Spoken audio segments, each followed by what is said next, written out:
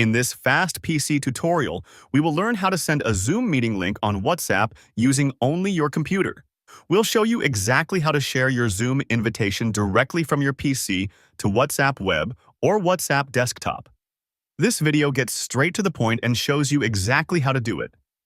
If this video helps you, please consider subscribing to the channel and liking the video. First, to send a Zoom meeting link, you will need to open the Zoom application on your phone or computer.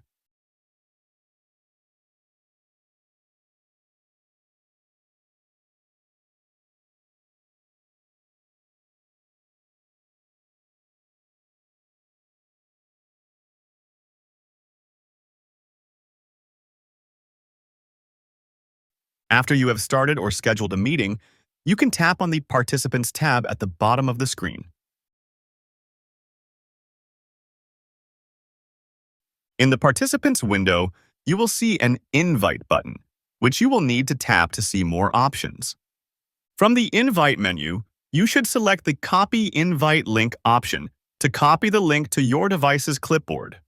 Now, you can open the WhatsApp application and go to the specific chat or group where you want to share the link.